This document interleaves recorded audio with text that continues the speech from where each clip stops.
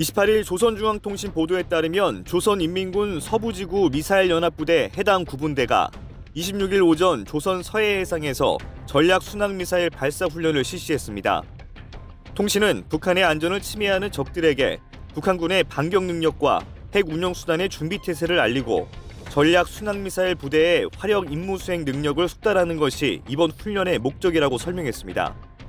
이번에 발사된 미사일은 각각 7,961초와 7,973초 동안 1,587km의 타원형 궤도를 따라 비행한 후 표적을 명중 타격했다고 통신은 전했습니다. 며칠 정도 잠잠하던 북한이 이내 다시 발톱을 드러냈습니다. 김정은이 직접 참관한 상태에서 또 한 번 미사일 발사 도발을 감행한 것인데요. 북한의 선전 매체가 주장하는 바에 따르면 최근 북한은 서해 해상에서 전략순항 미사일 발사 훈련을 진행하였으며 발사된 복수의 미사일은 각각 7,961초와 7,973초 동안 1,587km의 타원형 궤도를 따라 비행한 후 표적을 명중한 것으로 알려졌습니다. 김씨 일가의 정권 유지에 혈안이 된 북한의 선전 매체가 주장하는 내용이니 실제 위력이나 명중률은 과신할 수 없지만 연초부터 지속해서 미사일 도발을 감행한다는 건 그 자체만으로도 우리 대한민국의 안보를 위협하는 행위입니다. 북한의 미사일 도발은 2025년 들어 벌써 4차례나 자행되었으며 트럼프 당선 직후 국제사회의 관심을 끌려는 의도가 다분한데요. 새해부터 이어지는 북한의 무개념 행동에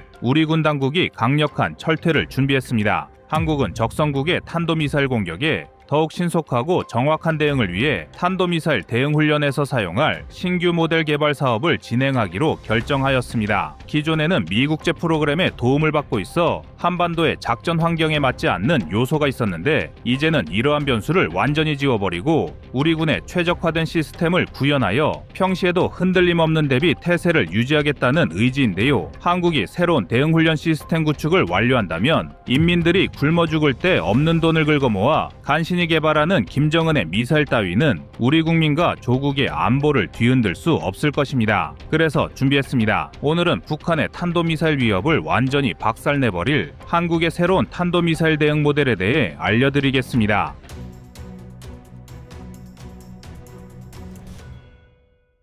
탄도미사일 대응 훈련, 약칭 CBM은 적의 미사일 도발에 효과적으로 대응하기 위한 필수적인 훈련입니다. 적의 탄도미사일은 도발 징후 포착부터 발사 요격까지 걸리는 시간이 짧고 감시 장비와 타격 수단, 방어 체계가 긴밀하게 협력해야 하기 때문에 일반적인 군사작전보다 어려움이 많으며 그렇기 때문에 수시로 훈련을 진행하고 체계적인 시스템을 구축하는 것이 매우 중요한데요. 특히 다양한 상황을 가정한 시뮬레이션이 필수적입니다. 그런데 문제는 우리 군이 자체적으로 운용할 수 있는 시뮬레이션 프로그램과 훈련 시스템이 빈약하다는 점입니다. 지금껏 한국은 미국의 확장형 방공작전 분석 모델 등을 활용하여 미사일 대응 시뮬레이션을 진행해 왔는데요. 확장형 방공작전 분석 모델은 공중작전이나 미사일 등을 시뮬레이션하는 시스템 모델로 미 육군의 우주미사일방어사령부와 미사일방어청 등이 참여하여 제작하였으며 해당 체계를 활용하면 다수의 플랫폼과 위협 요소를 동시에 시뮬레이션하여 복잡한 전투 상황을 재현할 수 있습니다. 또한 고정익, 회전익, 전술탄도미사일, 순항미사일 등 다양한 요소를 포함하여 여러 작전 상황을 상세하게 구성할 수 있어 실전을 가정한 훈련에 매우 큰 도움이 될 수 있습니다. 그러나 이는 어디까지나 미국에서 자신들의 작전 상황과 환경을 가정하여 개발한 시스템이기 때문에 우리 군의 작전 환경과 한반도의 지형 조건에 100% 부합하지는 않았습니다. 예를 들어 한반도는 70%가 산악 지형이기 때문에 레이더 등의 탐지 체계가 공중 표적을 원활하게 탐지하는 것이 쉽지 않습니다. 산악 지형에 의해 발생하는 레이더 신호 산란이 많아 이에 대한 대응을 고민해야 하지만 광활하고 개방된 지형 조건을 가진 미국의 훈련 시스템으로 한반도의 작전 환경을 완전히 반영하는 것은 현실적으로 어려움이 많았습니다. 여기에 한국은 거리상으로 북한과 매우 가깝기 때문에 다른 나라의 미사일 방어 체계보다 훨씬 더 짧은 시간 안에 적의 위협을 제거해야 하는 특성을 가지고 있는데 대부분 바다를 넘어 다른 대륙에서 전투를 수행하는 미군의 특성과는 너무도 상이하여 한국군의 작전 환경을 반영하는 것도 쉽지는 않았는데요. 이 밖에도 한국은 우리가 자체적으로 개발한 미사일 방어 체계와 미국제 방어 체계를 혼용하여 사용하고 있는데 한국의 다층 방어 전략을 미국의 시스템으로 완벽하게 시뮬레이션하는 것도 어려움이 컸습니다. 한국이 적의 미사일 방어 체계를 위해 운용하고 있는 체계는 주한미군이 사용하는 사드, 미국으로부터 수입하여 한국이 운용하는 패트리엇, 한국이 자체적으로 개발한 천궁2, LSAM 등이 있는데 이러한 편제화 체계를 온전히 반영하여 적 미사일에 대한 시뮬레이션을 운용하려면 우리가 자체적으로 훈련 모델을 개발하는 것은 필연적인 사항이었습니다. 그리고 이러한 단점을 보완할 필요가 있었던 우리 군은 이미 지난 2023년 5월에 CBM 작전 모의 모델에 대한 선행 연구조사를 진행한 후 2024년까지 관련 사업을 진행하였습니다. 이후 여러 차례 사업을 검토한 결과를 바탕으로 2025년 2월부터 주요 업체 선정 공고를 내며 본격적인 개발 계획에 착수했는데요. 한국이 자체적으로 훈련 모델을 개발한다면 우리 군이 보유한 삼축 체계는 더 많은 시뮬레이션을 거쳐 단점을 보완하고 적의 위협을 제거할 것입니다. 한국군의 삼축 체계는 적의 미사일 발사 징후가 포착되면 선제 타격을 감행하는 킬체인, 다층 방어망을 활용하여 적의 미사일을 요격하는 KAMD, 적의 도발이 발생하면 전면적인 보복 작전을 통해 북한의 지도부와 군사시설을 쓸어버리는 대량 응징 보복 체계로 구성되어 있습니다. 일례로 한국은 2024년에 진행된 미국과의 연합훈련에서 F-35를 출격시켜 북한의 이동식 발사 차량을 가정한 표적을 정확하게 제압하는 훈련을 진행하기도 했는데요. 한국이 자체적으로 훈련 모델을 개발하면 다음과 같은 사항에서 삼축 체계가 더욱 강력해질 수 있습니다. 먼저 킬체인 분야는 북한의 이동식 발사대 등을 실시간으로 추적할 수 있는 정밀한 감시 시스템을 확립할 수 있습니다. 특히 최근에는 군용 무기에도 AI를 활용하여 오차를 최소화하고 더욱 정확한 임무가 가능하도록 적극적으로 발전하고 있는데 이러한 기술이 반영된 훈련 모델이 개발된다면 한국은 유사시 북한의 발사 차량 등을 추적하는 역량을 높일 수 있습니다. 이동식 발사 차량은 고정된 위치 재원을 확보할 수 없어 적의 도발 징후 포착 시 가장 먼저 추적해야만 선제 타격이란 킬체인 전략을 실시할 수 있는데 이를 추적하는 역량의 발전은 한국군에게 더할 나위 없이 중요합니다. 또한 한국이 보유한 고위력 탄도미사일의 정밀 타격 시험을 원활하게 진행할 수 있어 킬체인 작전의 신뢰도를 향상할 수 있습니다. 한국이 보유한 각종 탄도미사일은 전 세계 유사무기 체계와 비교해도 1, 2등을 다툴 정도로 우수한 성능을 보유하고 있지만 이러한 무기는 전차나 자주포처럼 상시 실사격 훈련을 진행하긴 어렵습니다. 국토 면적이 넓지 않은 한국에선 장거리 미사일 발사를 위한 충분한 훈련 공간이 적어 아쉬운 부분이 있는 것도 사실인데요. 하지만 더욱 정밀하고 우수한 훈련 모델이 개발된다면 우리 군은 다양한 상황을 가정하여 탄도미사일의 정확도와 발사 실험을 진행할 수 있고 이것은 곧 킬체인 작전의 성공 확률과 신뢰성을 높이는 밑바탕이 될 수 있습니다. 다음으로 KAMD는 훈련 모델의 개발에 따라 LSAM, 천궁2, 패트리어스로 이어지는 다층 방어망을 각각 테스트하고 최적의 요격 배치 시나리오를 수립할 수 있습니다. 미사일 방어는 각 요격고도 별로 다양한 상황을 가정하여 훈련하고 이를 기반으로 최적의 요격 성공률을 갖춰야 합니다. 현실적으로 단 한 발의 미사일조차 놓치지 않고 모조리 격추하는 것은 쉽지 않으며 적의 여러 미사일마다 각 특성에 맞춰 최적화된 요격 시스템을 구축하려면 그만큼 수많은 시뮬레이션이 필요한데 한국이 개발할 훈련 모델은 이를 가능하게 만들어줄 것입니다. 또한 북한은 KN-23, KN-24, KN-25 등 변칙적인 특성을 가진 미사일이 많은데 이러한 특성까지 반영된다면 우리 대한민국의 방어망은 더욱 두터워질 수 있는데요. 마지막으로 대량 응징 보복 측면에선 반격 작전을 최적화하고 참수 작전의 시뮬레이션 등을 진행할 수 있습니다. 대량 응징 보복은 적의 수뇌부를 제거하는 참수 작전과 핵시설이나 주요 군사시설, 미사일 도발 기지 등을 동시에 제거함으로써 더는 북한이 한국을 상대로 미사일 도발을 감행하지 못하도록 만드는 것이 핵심입니다. 하지만 이러한 작전은 현실적으로 사전에 훈련하기 어려운 경우가 많습니다. 하지만 한국이 자체적인 훈련 모델을 개발하고 현재 한국군에서 실제로 운용하고 있는 감시자산, 타격수단, 군병력을 반영하여 긴밀한 협력 체계를 구성하고 각종 군사작전 시뮬레이션에 반영할 수 있다면 우리 군은 언제든 적의 핵시설 정보와 최적의 응징 타격 목표를 선정하여 작전을 유지할 수 있게 되며 특수전부대의 참수작전, 침투 시뮬레이션 등도 진행할 수 있습니다. 미사일 타격과 동시에 특수전부대가 적의 수뇌부를 제거하는 참수작전이 같이 병행되려면 한국군 지휘부에서도 모든 작전 상황을 분 단위로 실시간 반영하여 작전 계획을 구상하는 것이 필요한데 한국이 자체적으로 훈련 모델을 통해 이러한 작전 상황을 훈련할 수 있다면 시행착오를 최소화하고 즉시 진행 가능한 완성도 높은 작전 계획을 보유하게 될 것입니다. 이처럼 한국형 탄도미사일 공격 대응 모델은 우리 대한민국의 삼축체계 성공 확률을 높이고 유사시 적성국의 군사도발을 확실하게 봉쇄할 키포인트이며 북한이 떠드는 서울 불바다와 핵공격은 절대로 우리 국민을 위협할 수 없습니다. 최근 국제사회는 북중러 이외에도 많은 국가가 군비를 확충하고 전쟁에 대비하는 등 그 어느 때보다 치열한 경쟁을 예고하고 있습니다. 한국은 삼축체계를 비롯하여 다양한 작전과 전력을 구비하고 있지만 전쟁이란 한순간의 방심이 패배로 직결되는데요. 현재의 전력에 안주하지 않고 새로운 훈련 모델까지 개발하는 대한민국은 언제나 적의 도발을 억제하기 위해 최선을 다할 것입니다.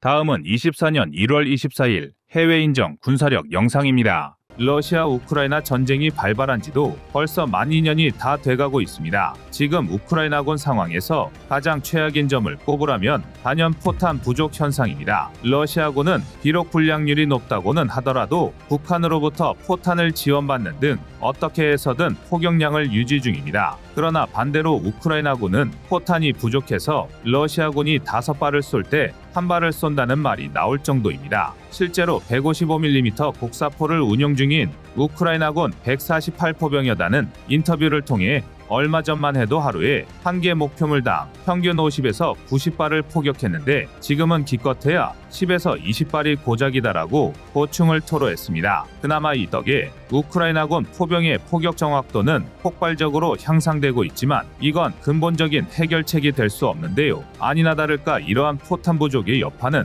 전선 변화로 고스란히 나타나고 있습니다. 대표적으로 도네츠크 서부 마린카의 경우 지난 2023년 3월부터 우크라이나가 30%, 러시아가 70%가량 통제하며 대립을 이어가고 있었습니다. 여름까지는 러시아군의 공세가 바흐무트에 집중되어 있었고 여름부터 가을까지는 전과가 미흡했을 뿐 우크라이나의 대공세가 이어지면서 포격전이 줄을 이뤄왔기 때문입니다. 그리고 이로 인해 전쟁전만 해도 약 10,000명이 거주하던 마린카는 사람이 살 수 없는 폐허가 되고 말았습니다. 그러나 2023년 12월 마린카 전투의 방식이 급변하기 시작했습니다. 아우디우카 진출에 실패하면서 대량의 피해를 본 러시아군이 교두보를 마련하기 위해 마린카의 공세를 집중한 탓입니다. 오랜 포격전으로 포탄이 바닥을 보이고 있던 우크라이나군으로서는 최악의 상황이었는데요. 결국 성탄절 다음 날인 2023년 12월 26일 발레리 잘루즈니 우크라이나 총사령관은 마린카 함락을 선언할 수밖에 없었습니다.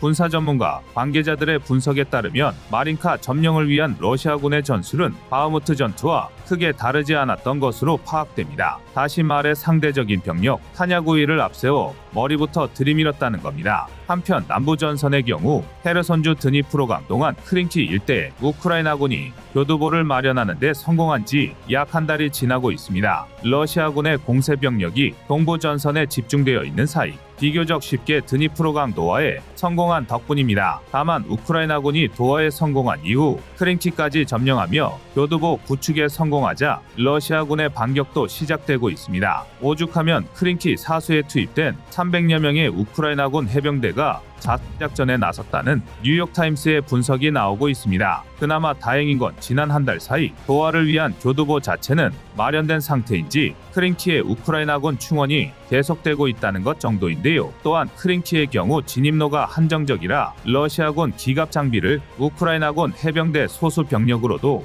효과적으로 파괴하고 있습니다. 드니프로강의 지반이 불안정한 탓에 워낙 소수 병력이 파견되었고 당연히 상황을 좀 더 지켜봐야 할 것입니다. 하지만 크린키를 중심으로 우크라이나군이 교각이 설치된 노바카우카와 스러핀스크를 확보할 수 있으면 드니프로강 동안 나아가 헤르손주 완전 탈환도 지켜볼 만한 상황입니다. 우크라이나가 헤르손주를 탈환할 경우 크림반도 회랑이 막혀버리는 꼴이기에 러시아의 손해가 막심할 것입니다. 물론 말처럼 쉬운 일은 아닙니다. 볼로디미르 젤렌스키 대통령은 전쟁을 계속하기 위해 최소 50만 명 이상의 병력이 더 필요하다는 데 동의했고, 동원 연령을 기존 27세 이상에서 25세로 하향 조정하는 방안을 검토하고 있습니다. 아무리 전시 상황이라 하더라도 반발을 일으킬 수 있는 정책입니다. 현재 우크라이나 내부에서 타협 없는 전쟁에 대한 비율은 무려 80%에 달합니다. 상당히 높은 수치지만 2023년 초 비슷한 조사에서 95%가 넘었던 수치에 비하면 낮아지고 있는 건 분명합니다. 우크라이나 국민들조차 전쟁을 포기하고 있는 비율이 늘어난 것입니다. 게다가 엎친 데 덮친 격으로 전시 동원령에 우크라이나의 뿌리 깊은 병폐인 부정부패가 연관되어 있음이 폭로되었습니다. 쉽게 말하면 뇌물을 주면 징집을 회피할 수 있다는 것입니다. 추가 동원에 대한 불만이 생기지 않으려야 않을 수 없는데요. 속된 말로 금수저들은 전시 상황에도 제 목숨을 보존하는데 사회 지도층에서 25살의 젊은이들을 전쟁터에 투입하겠다고 선언하는 꼴이니 당연합니다. 지금까지 우크라이나가 러시아를 상대로 전쟁을 이어갈 수 있었던 단 하나의 원동력은 오직 애국심뿐입니다. 이게 떨어지면 우크라이나는 밝은 미래를 기대하기 어렵습니다. 여기에 전쟁이 해를 넘기며 종전이 요원해졌고 추가 동원령 여파가 여론을 뒤흔들자 젤렌스키 대통령의 지지율은 84%에서 62%로 급락했습니다. 반면 분을 이끌며 구국의 영웅으로 떠오른 발레리 잘루준이 우크라이나 총사령관의 지지율은 88%까지 치솟았습니다. 원래 계획대로라면 우크라이나에 대해서는 2024년 3월로 예정되어 있습니다. 비록 우크라이나 국민 80%가 현재 상황을 고려했을 때 대선을 진행하는 건 무리라고 생각하고 있지만, 만약 대선이 치러진다면 젤렌스키 대통령이 발레리 잘루준이 총사령관에게 패배할 것이라는 분석이 많습니다. 우크라이나의 정치적 혼란이 계속된다면 우크라이나의 유일한 무기인 애국심도 빛이 바랄 수밖에 없습니다. 여러분의 구독과 좋아요가 꺼리튜브 운영에 많은 힘이 됩니다.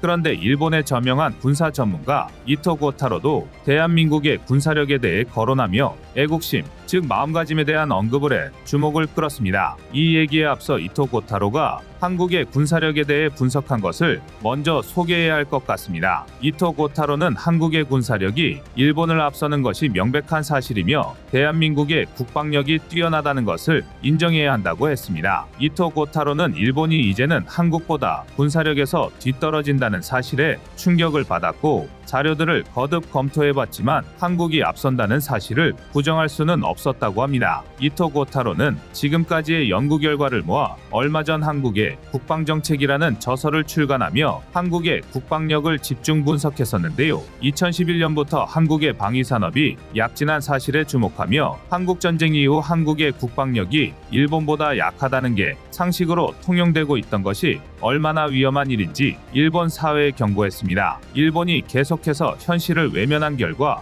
한국 무기들이 K방산이라는 이름으로 전 세계적인 주목을 받고 있는 현실과 달리 일본의 방산 수출 실적은 이보다 처참할 수가 없습니다. K2 전차, K9 자주포 등 한국산 무기들이 세계적인 명품 무기로 인정받고 있지만 일본 정부와 일본 언론들은 이를 깎아내리기에 급급하고 자국 무기 수출에 대해 과대 포장하는 일만 반복하고 있습니다. 또한 앞서 언급했듯이 이토 고타로는 한국과 일본의 군사력 격차가 벌어지게 만든 결정적인 차이점을 마음가짐이라고 지적했습니다. 특히 자위대에 납품하는 것으로 자기 일을 다했다고 생각하는 일본 군수업체의 안일함을 지적했습니다. 반면 한국 방산업체들은 자국 군대에 무기를 납품하는 것에 그치지 않고 세계 시장에 문을 두드리며 무기 수출에 대해 고민했고, 그 결과 독일이나 미국 등 전통적인 무기 제조 강국을 위협하거나 오히려 꺾을 정도로 성장했다고 분석했습니다. 북한의 존재 역시 한국 방산이 성장할 수 있었던 원동력으로 꼽았습니다. 오랜 휴전 상태에 놓여 있지만 연평도 포격을 비롯해 북한의 무수한 군사 도발을 겪어왔던 한국은 언제나 자국 방어에 총력을 기울여왔고, 그 고민의 결과가 자국 국방산업의 발전으로 이어질 수 있었습니다. 반면 일본의 경우 자국 국방 기술 확보에 안일했고, 그 결과가 지금의 나태한 일본이라고 비난했습니다. 일본이 자랑하는 소부장 사업도 점차 경쟁력을 잃어가고 있고, 군사기술의 기반이 될 첨단 산업 분야에서도 경쟁력을 상실한 상황이기에 격차를 단시간에 따라잡는 것은 불가능할 거라고 전망했습니다. 반면 한국은 기초과학 부분에서는 일본보다 다소 뒤떨어지는 것은 사실이나 첨단 기술을 받아들이고 적용하기 위한 배움의 자세가 열려있을 뿐만 아니라 자체 기술 확보 및 무기 개량의 속도가 빠른 것을 지적하며 앞으로 지금보다 더 빠른 국방력 발전이 있을 것으로 내다봤습니다. 여기에 더해 항공기, 기갑 차량, 헬기 전력에 있어서 한국이 전 세계를 통틀어도 5손가락 안에 든다는 것을 지목하며